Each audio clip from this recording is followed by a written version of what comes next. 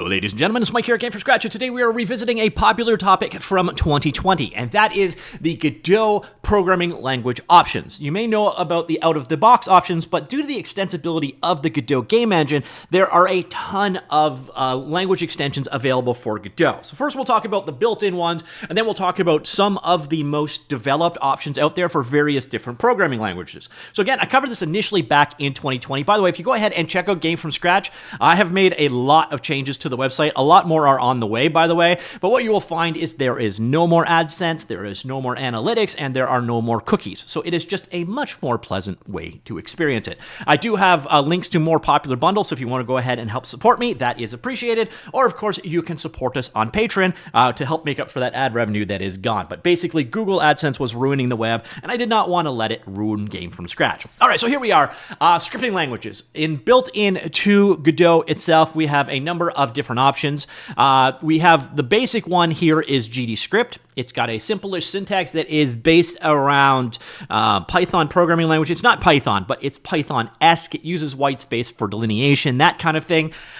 It does not have garbage collection, but it does have things like static typing. That was actually added since the 2020 release. Actually, a lot has been added to GDScript since then, giving it more features and functionality. It is the out-of-the-box option. If you find a tutorial or documentation, there's a 90% chance that it is going to be using GDScript. So what's that 10% chance? Well, that tutorial will probably be about C#. Now, C# performance, it's taken a while to get there, but it has come a long way. It's on pretty much every single platform now.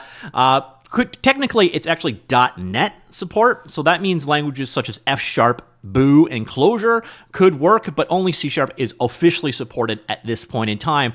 Now, what you're going to find in terms of the difference here is GDScript is faster to write, more dynamic in nature, whereas your C# is going to perform faster, but it is compiled. And then we have one other option, which is C++. Now, you can do C++ via GD extensions, GD extensions being the replacement for GD native, which is the extension mechanism used for Godot, and what the majority of what we're going to talk about today uses. You could also use C++ to write modules if you're willing to build your own version of Godot. Of course, the Godot code itself is written in C++ as well. So if you want to write your game entirely using C++, you can. It will be awkward, but you can. And this is probably the way to get the best performance. Of course, to get good performance out of C++, you got to write good C++.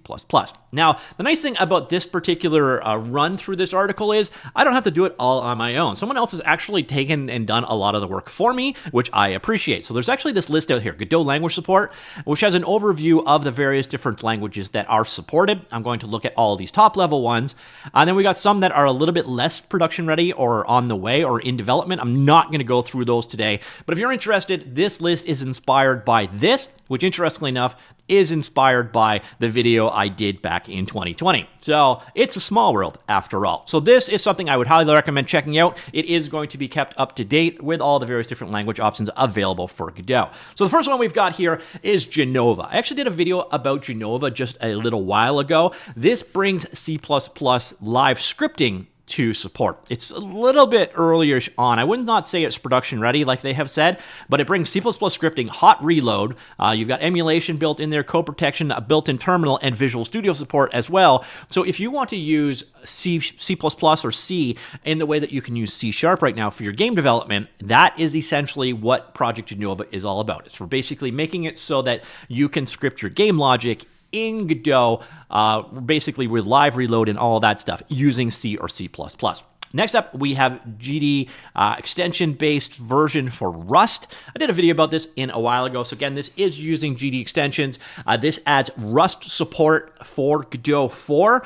By the way, there are also bindings using the old system, GD native, available for Godot 3. I do not know how actively that is being updated, but this project is getting pretty constant updates. So if you want to do your game logic programming using the Rust language, this is an option for you. So this is the Rust bindings for Godot.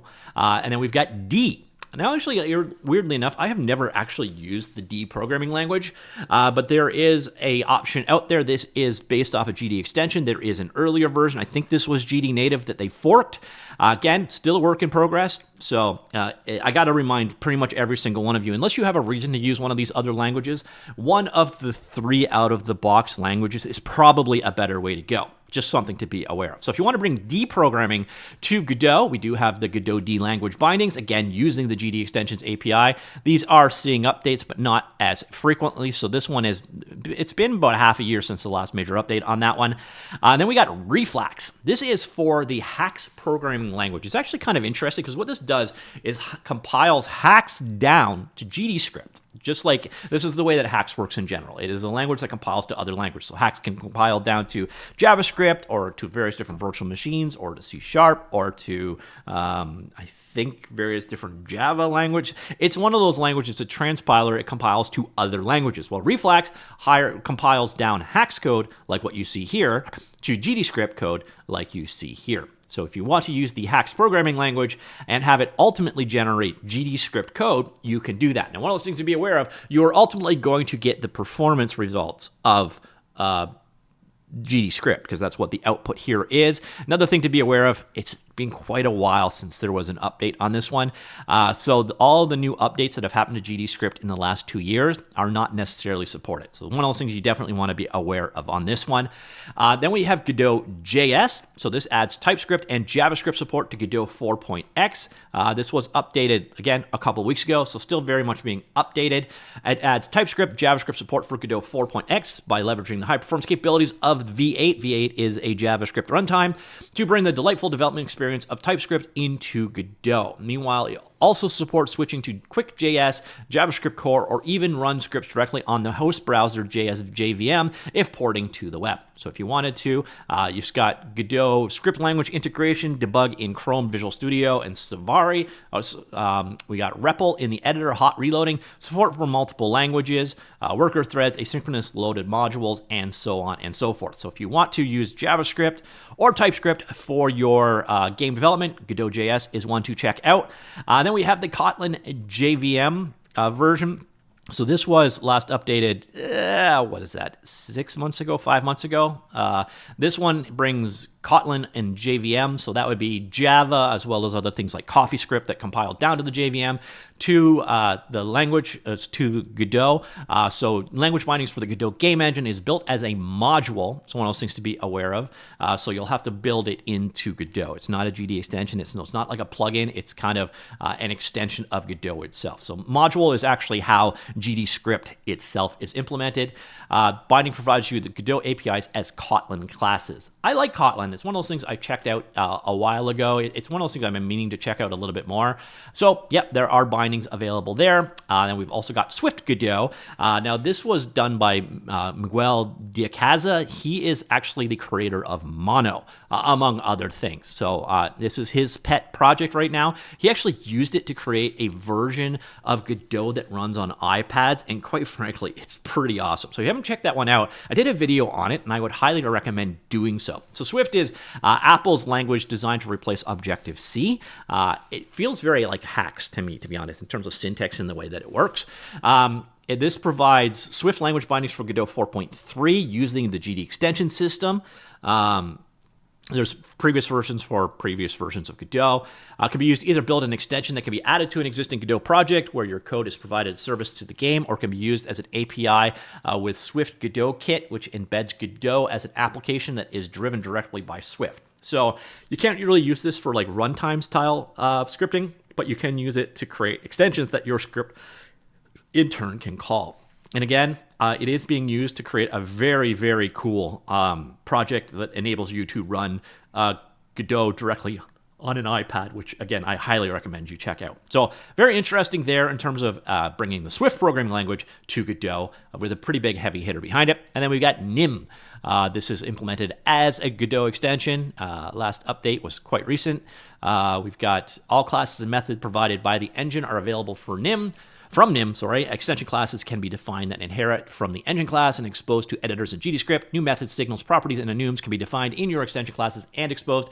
New virtual functions can be defined and exposed and overridden from both NIM and GDScript. Recompiled GD extensions can be loaded without restarting the editor, also known as hot reloading. Or arithmetic operations such as vectors are more expressive than those in Godot. So GSlang swizzling operation is also available. It has a CLI tool, allows you to create new extensions, compile, run projects, and so on from a unified interface. So document comment left in NIM sources are not reflected in the editor. Editor plugins cannot be used, cannot be created using pure NIM code only. And due to engine specifications, NIM code works in the form of calls from the engine. It is not possible to run NIM standalone. So it's one of those things to be aware of if you want to go ahead and check out the NIM language.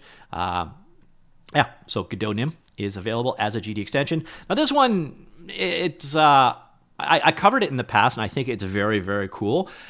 It's a little optional to be on this list, but this is basically a replacement for the Godot script, visual scripting language.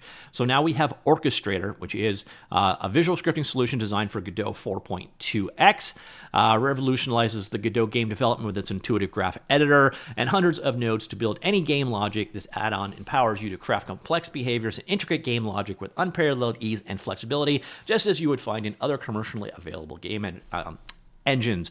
Whether you are an experienced Godot veteran or an aspiring developer eager to get started with game development, Orchestrator is a must-have plugin in any Godot project. So you can see an example of what the visual scripting looks like, and so on. I did a video about this when it first was released. I'd be interested to see where it has ultimately come. This is, again, a GDScript, GD extension based technology. And you can attach their scripts to any scene, just like you would with a GDScript or C# script. There's hundreds of nodes in dozens of categories for things like flow control, logic, math variables, and so on. Drag and drop editor is built in. It's got full support for sending and reacting to Godot signals. So if you were looking for a visual programming language, they have removed the GD, the visual... What the hell do they call it? Visual script for Godot has been removed from the engine itself, and this is probably the best project option out there if you're interested. Hasn't been a release since October, but there have been updates going on. So there's 556 commits since then.